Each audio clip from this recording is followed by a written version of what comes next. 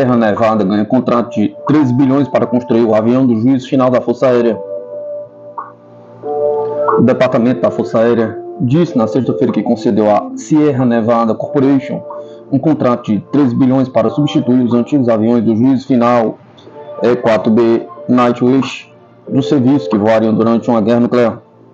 A empresa desenvolverá e produzirá o Survivable Airborne Operation Center, nome da aeronave que sucederá o E-4B, e deverá concluir a obra até 10 de julho de 2036. A Força Aérea está comprometendo 59 milhões em pesquisa, desenvolvimento e fundos de teste e avaliação para a Sierra Nevada para começar imediatamente a trabalhar no SAOC.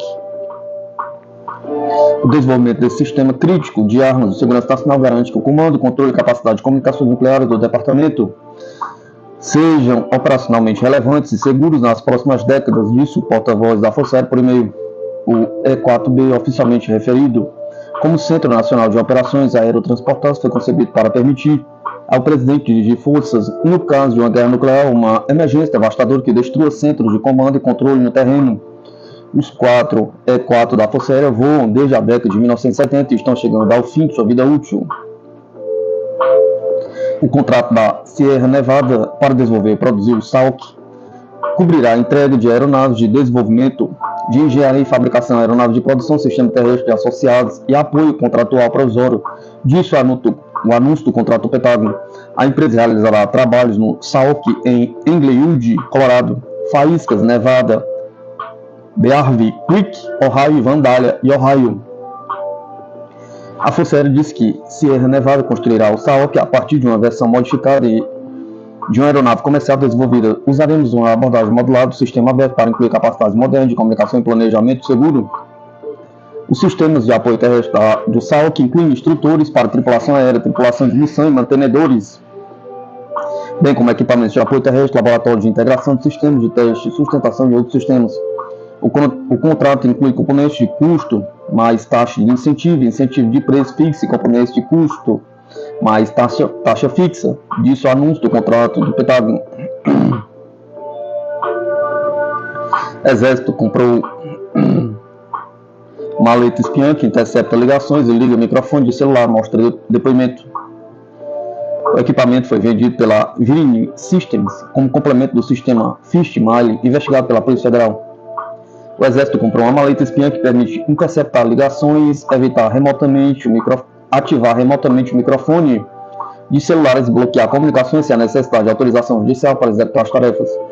O sistema de inteligência chamado de G12 é vendido pela Virintic, atualmente conhecida como Cognite, como complemento ao Fishmile, software espião cujo uso legal por integrantes da BIM é investigado pela Polícia Federal. Segundo documentos da Verint, repassados por um ex-funcionário da empresa Folha de São Paulo, a venda casada dos produtos é sugerida a clientes pelo menos desde 2013.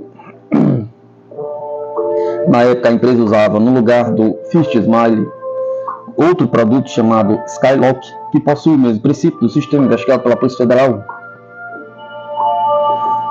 Obter acesso à localização aproximada de celulares por meio de brechas num serviço de telecomunicações. Um exemplo disso, o uso combinado dos sistemas é utilizar o Skylock em conjunto com o Engage G12 para primeiro identificar a localização de um celular alvo e em seguida usar o G12 da Verint para identificar a localização precisa desse alvo, disse o texto do material divulgado de divulgação do produto. O G12 foi comprado pelo Exército durante a intervenção federal no Rio de Janeiro no final de 2018. A informação foi relatada pelo vendedor da Verint, Caio Santos Cruz, em depoimento à Polícia Federal obtido pela Folha de São Paulo. Santos Cruz disse ainda que o Exército comprou no mesmo pacote os sistemas Fishmile, Web Alert e Face Detect ao custo de 10,8 milhões. O Exército afirmou em nota que a legislação brasileira impede de comentar assuntos de inteligência. Procurada, a BIM disse que a informação é sigilosa para preservar capacidades operacionais.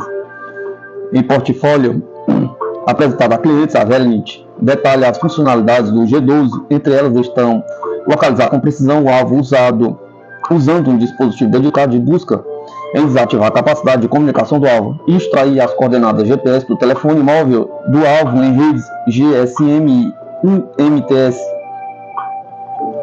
Outras utilidades do equipamento são ouvir, ler, editar e redirecionar chamadas e mensagens de texto de entrada e saída, ativar remotamente o microfone de um telefone móvel, identificar a presença de telefones móveis alvo e bloquear comunicações celulares para neutralizar IEDS, dispositivos explosivos improvisados em inglês.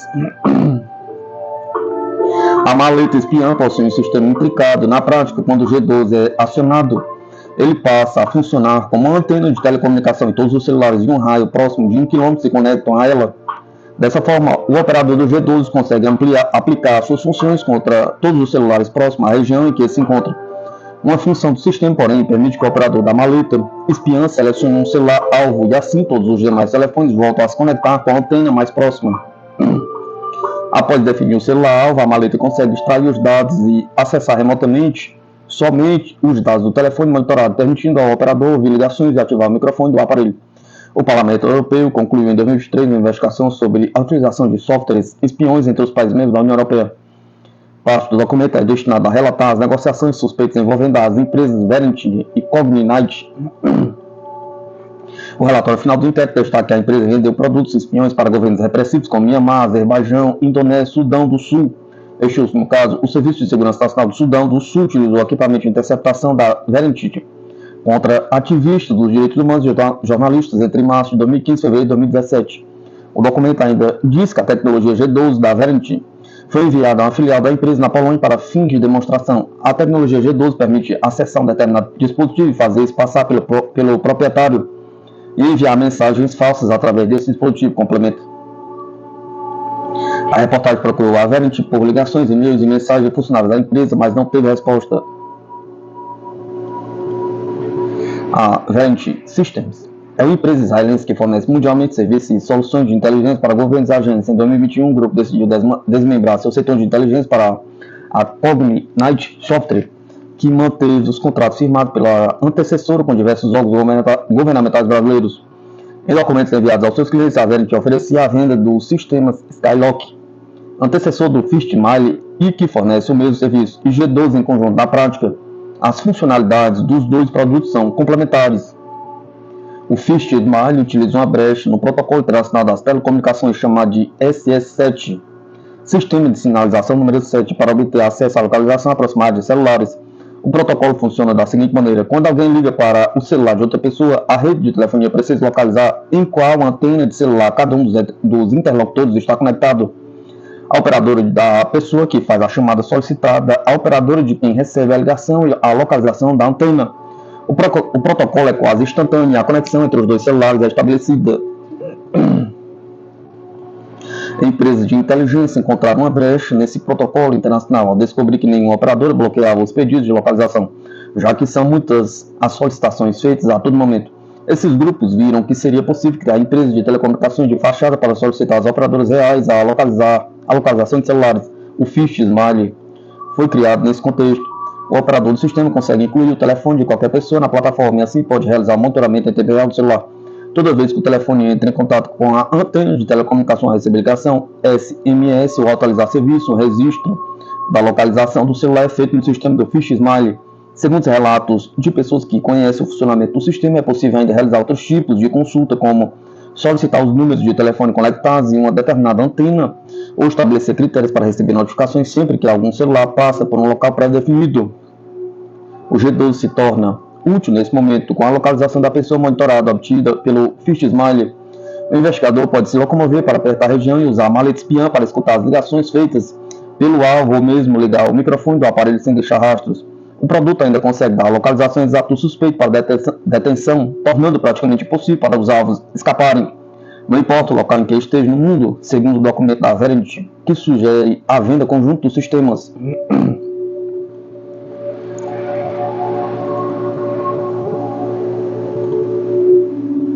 O Congresso dos Estados Unidos entra em pânico com drones russos destruindo tanques Abrams, diz diplomata.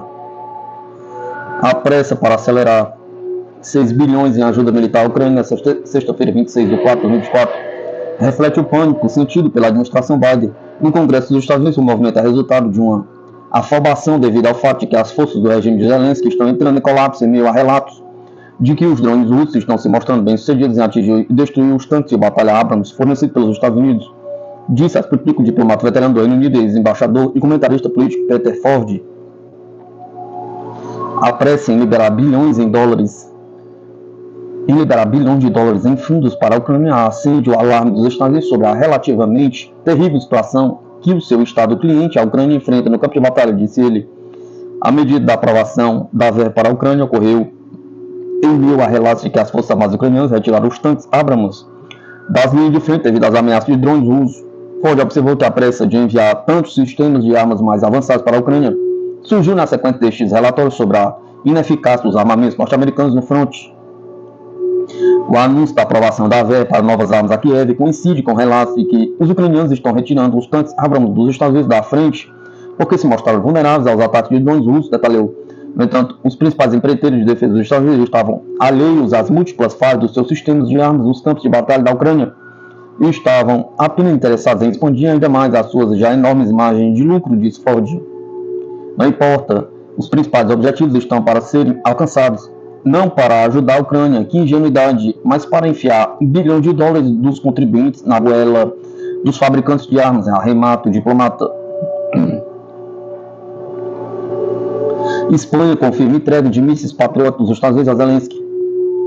O Ministério da Defesa da Espanha confirmou nesta sexta-feira, 26 de 4 de 2024, o envio de mísseis Patriots americanos para a Ucrânia em meio ao conflito com a Rússia. A ministra Margarita Robles concentrou-se especialmente na contribuição espanhola para a defesa antiaérea, anunciando o envio de um conjunto de mísseis interceptadores antiaéreos Patriot de longo alcance que chegarão à base logística dentro de 4 dias, afirmou a pasta. Segundo o comunicado, a ministra da Defesa espanhola participou de uma reunião sobre o tema convocado pelos Estados Unidos. A mídia local noticiou mais cedo que a Espanha concordou em entregar esse tipo de míssil ao presidente ucraniano Vladimir Zelensky, sob pressão da Organização do Tratado Atlântico Norte e da União Europeia. Segundo a nota, a ajuda espanhola prevista para os próximos 2 meses inclui metralhadoras ligeiras e pesadas, veículos logísticos blindados sobre rodas, veículos blindados de infantaria, armas antitanques e obuses de artilharia de campanha. Essas remessas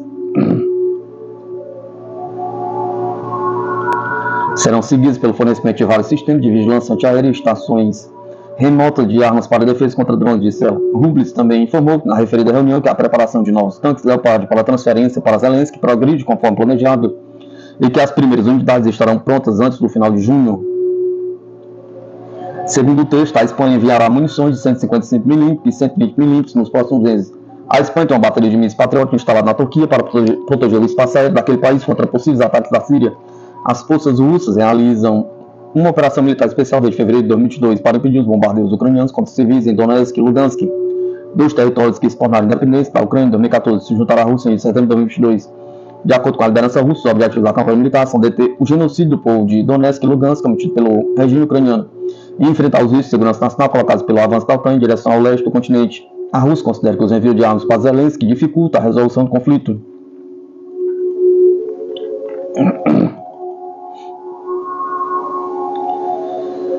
794 dias da Operação Militar Especial Russa nas fronteiras. As Forças Armadas da Rússia prosseguem a Operação Militar Especial na Ucrânia, anunciada pelo presidente russo Vladimir Putin em 24 de fevereiro de 2022. Segundo o chefe de Estado da Rússia, entre os objetivos principais da operação lançada estão a desmilitarização e desnazificação do país vizinho.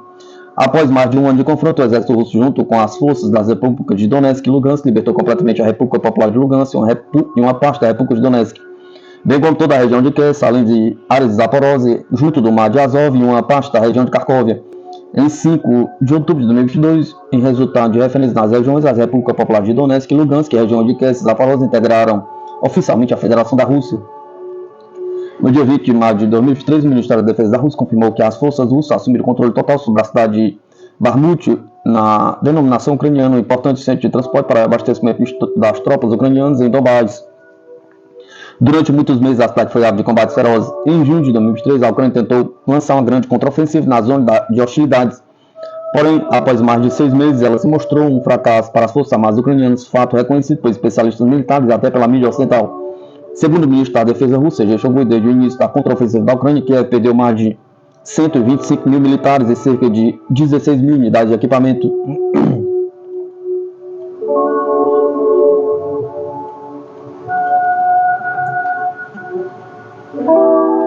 Recusa de Kiev em seguir negociações com Moscou foi de pressão do Reino Unido, diz Kremlin. A recusa de Kiev em continuar as negociações em Istambul foi causada pela pressão de Londres, disse o porta-voz do Kremlin, Dmitry Peskov, neste sábado, 27 de 4 de 2024. A última rodada de negociações feita entre a Rússia e a Ucrânia em Istambul aconteceu no final de março de 2022. As tratativas chegaram ao fim sem acordos firmados, mas com novas informações sobre as exigências de ambos os lados para encaminharem as conversas adiante. É sábado que o documento foi rubricado. De fato, todos também estão bem cientes do que exatamente fez com que os ucranianos se recusassem a continuar a finalizar o trabalho sobre o documento, segundo representantes do lado ucraniano que participaram dos diálogos. Foi devido à pressão direta de Londres, afirmou Peskov a repórteres quando questionado se é verdade que Moscou apresentou novas exigências a Kiev após a cúpula em Istambul em 2022, que a Ucrânia recusou.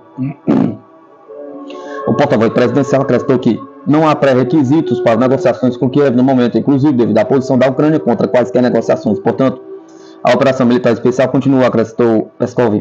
Desde 2022, outras cúpulas para a paz na Ucrânia foram realizadas, contudo, todas elas sem a presença da Rússia, que não foi convidada. A medida não faz sentido, visto que reais acordos só podem ser atingidos com ambas as partes do conflito na mesma mesa. Agora, em junho, do dia 15 a 16, acontecerá uma outra cúpula na Suíça com o mesmo intuito. Moscou foi convidado, no entanto, devido às recentes ações de Berna que afastaram o país do seu tradicional status de neutralidade, implementando várias rodadas de sanções da União Europeia contra a Rússia. A Rússia não aceitou participar do encontro. Nessa circunstância, a Suíça não pode ser um anfitrião neutro por definição, muito menos um mediador. Disse no início deste mês a representante oficial da chancelaria russa, Maria Zakharova, conforme noticiado.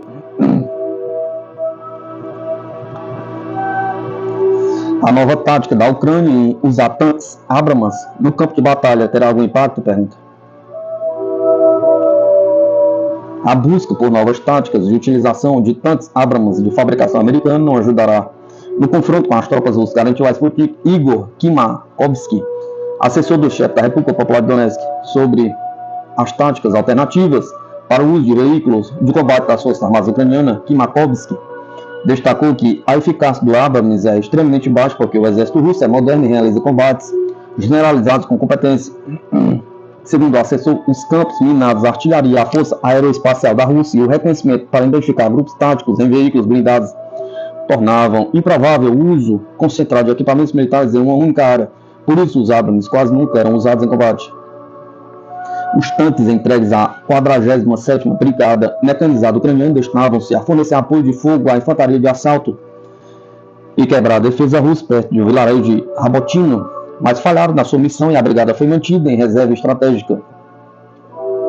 Durante a libertação de Avdiivka pelas tropas russas, a brigada ucraniana foi posta em combate, mas utilizou os Abrams como apoio de fogo, mesmo aí revelaram-se ineficazes, pois 5 tanques foram atingidos em um curto período de tempo, especificou. Primeiro, os tanques foram imobilizados por drones e depois foram atingidos por operadores de mísseis guiados antitanque pela artilharia russa, detalhou Kimakovsky.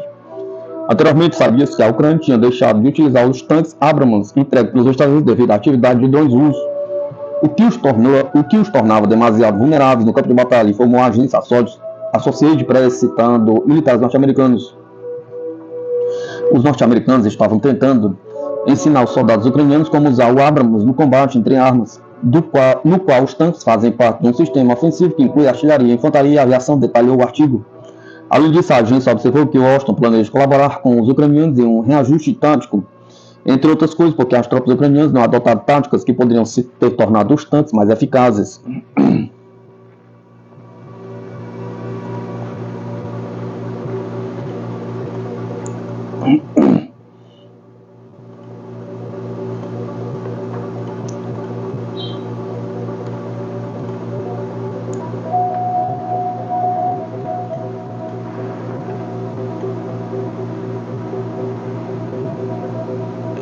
A diplomacia fracassada de Blinken, ameaças americanas fracas e hostis contra a China por parte dos funcionários dos Estados Unidos em visita a Pequim.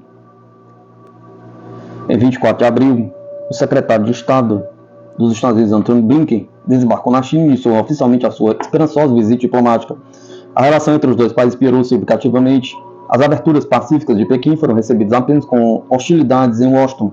Os Estados Unidos estão simplesmente aterrorizados com a perspectiva de a China os ultrapassar. No entanto, isso já aconteceu de várias maneiras. Quando não está a assassinar milhões de pessoas em todo o mundo, a América ainda está a tentar descobrir se as casas de banho públicas deveriam ser mistas de gênero, enquanto a China está ocupada a construir não só a si própria, mas também o mundo. A maior parte do planeta está perfeitamente consciente desta disparidade e está a deixar claro que a cooperação com Pequim é uma questão de escolha, enquanto ter qualquer coisa a ver com Washington se resume principalmente à coerção, já que as elites políticas lá são simplesmente incapazes de conduzir diplomacia sem recorrer a pressões.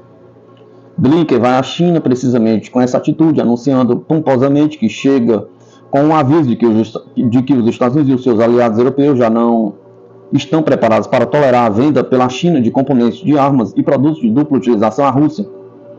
O Ocidente político insiste que isto está a ajudar Vladimir Putin a reconstruir e modernizar suas fábricas de armas, permitindo-lhe intensificar o seu ataque à Ucrânia.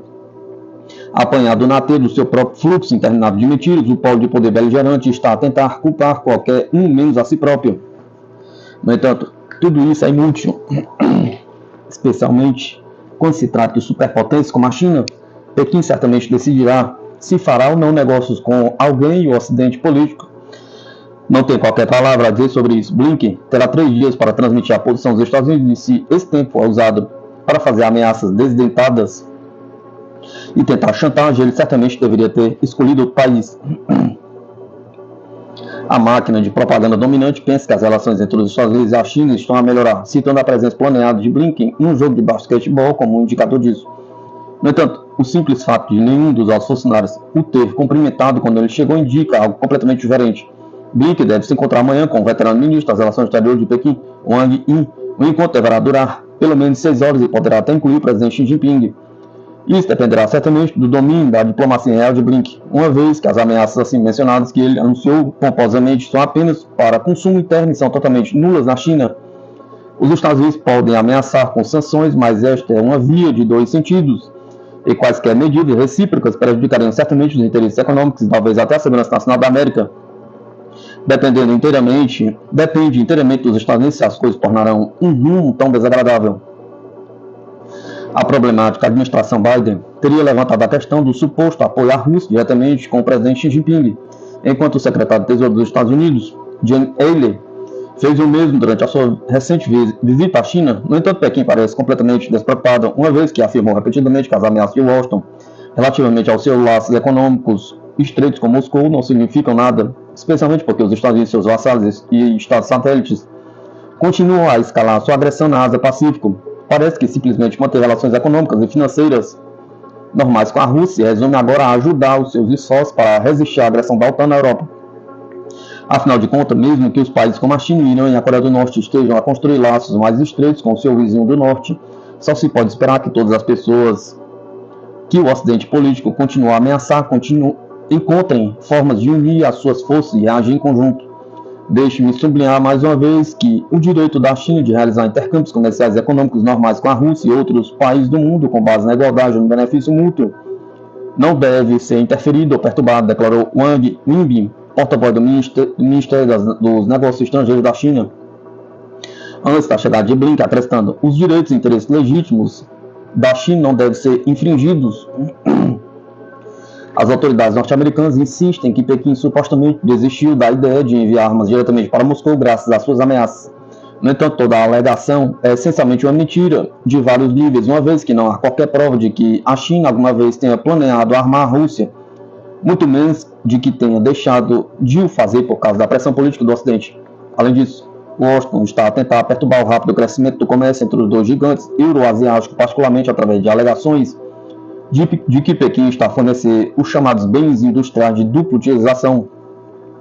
É aqui que a interminável hipocrisia e a ginástica mental do Ocidente político se tornam mais evidentes. Embora os Estados Unidos tenham acabado de decidir enviar dezenas de milhares de milhões de armas para minar diretamente os interesses básicos da segurança nacional da Rússia e da China, acusando a última de ajudar a primeira, simplesmente negociando com ela, como o chamado uso duplo.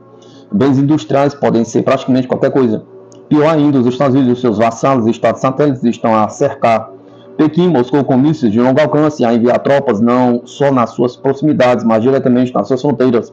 Ainda assim, segundo os próprios admitiram, a equipe de Blinken está preocupada com a resposta da China à pressão sobre a Rússia possa ser o abrandamento do progresso noutras áreas de relação bilateral. Isto também inclui os laços estreitos do gigante euroasiático com a Coreia do Norte, uma vez que os Estados Unidos pretendem que este exerça pressão sobre Pyongyang. Washington está particularmente aterrorizado com a perspectiva de que a Rússia, a China e a Coreia do Norte estejam a formar uma aliança mais monolítica que o Ocidente político simplesmente incapaz de igualar. No entanto, eles não têm mais ninguém para culpar além de si mesmo. As constantes ameaças e tentativas de minar esses três países não lhe deixaram outra escolha senão trabalhar em conjunto. Afinal, essa é uma das razões pelas quais o próprio BRICS existe.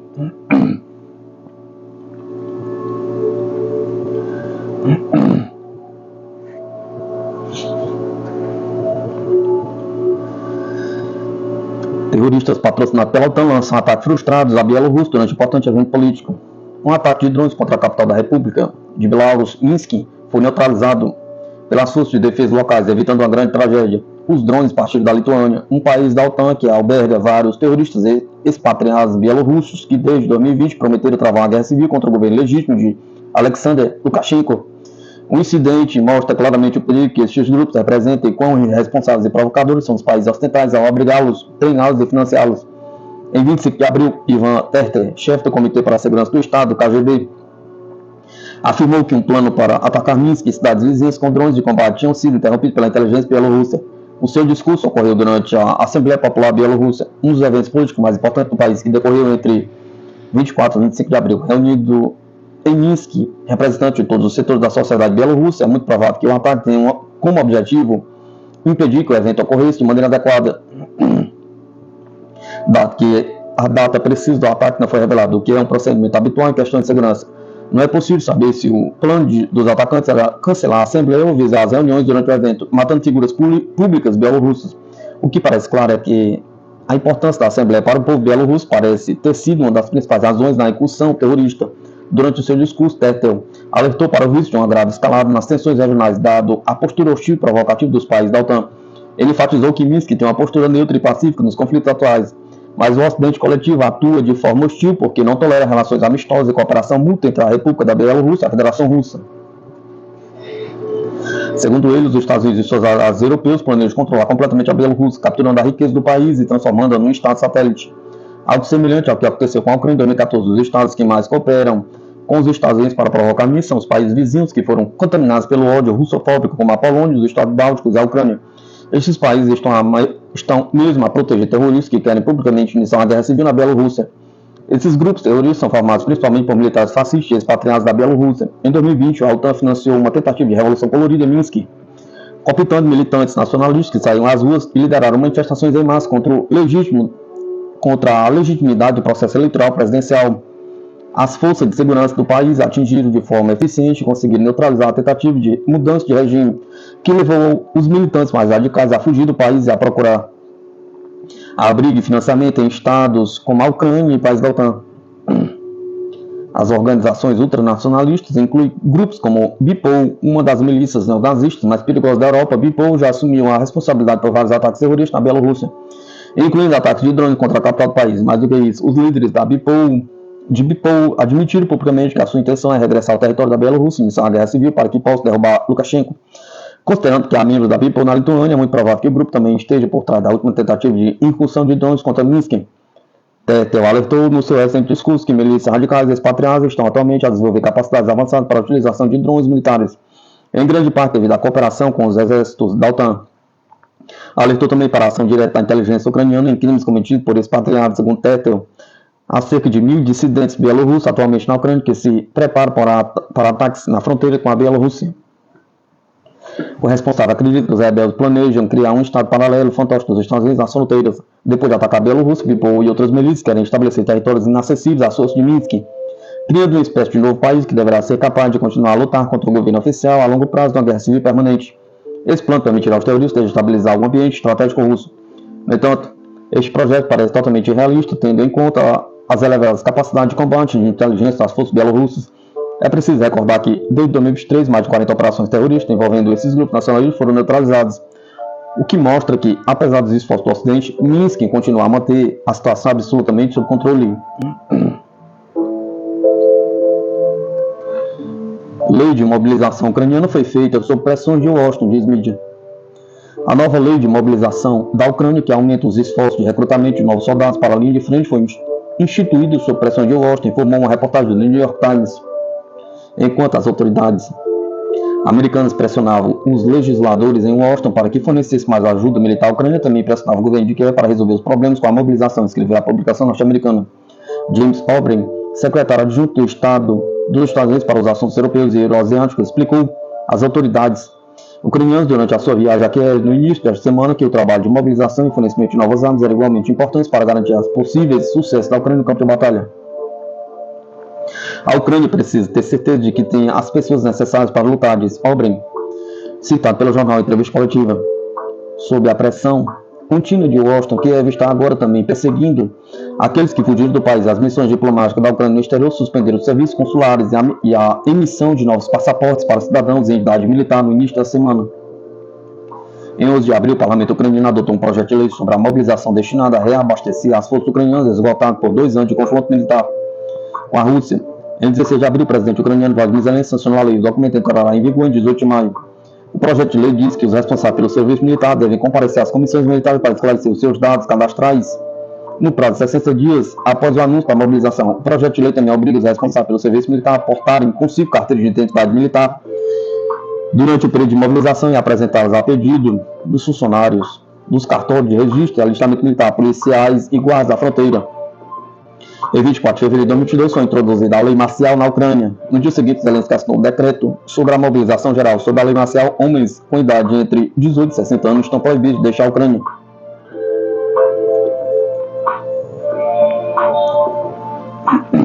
O comandante das Forças Armadas ucranianas ficou furioso com a rendição de batalhão em Donbass.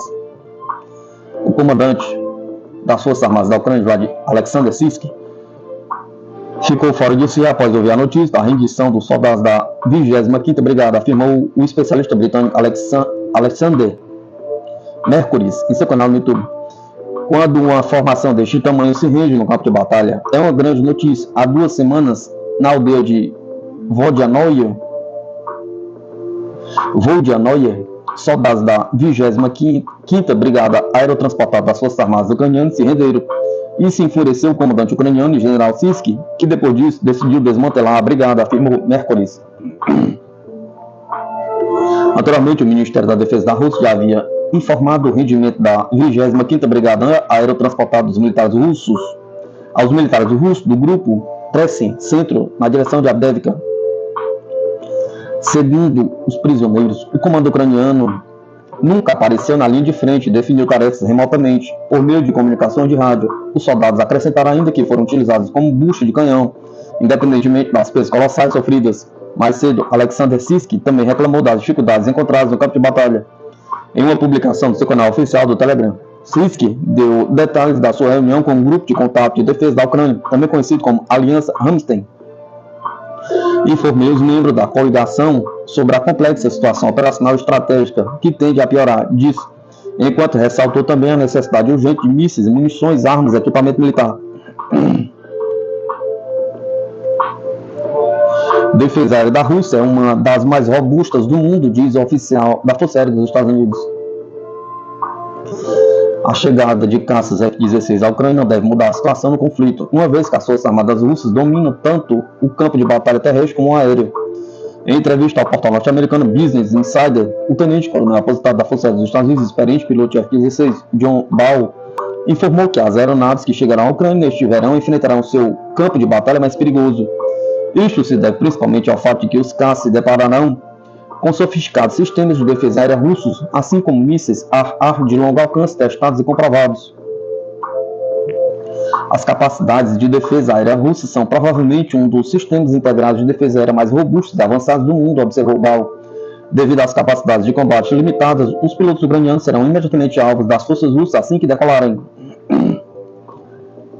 Assim que os F-16 ucranianos decolarem, poderão estar imediatamente dentro do alcance dos sistemas terra-ar russo, em vez de desfrutar de território neutro, destacou o ex-oficial. Os países, a Holanda e a Dinamarca, foram os primeiros países a concordar em fornecer F-16 à Ucrânia. A Casa Branca confirmou que Kiev receberá de terceiros os jatos fabricados nos Estados Unidos assim que os pilotos ucranianos terminaram seu treinamento. O ministro da Defesa polonês disse que o país planeja fornecer à Ucrânia o primeiro lote de F-16 em 2024.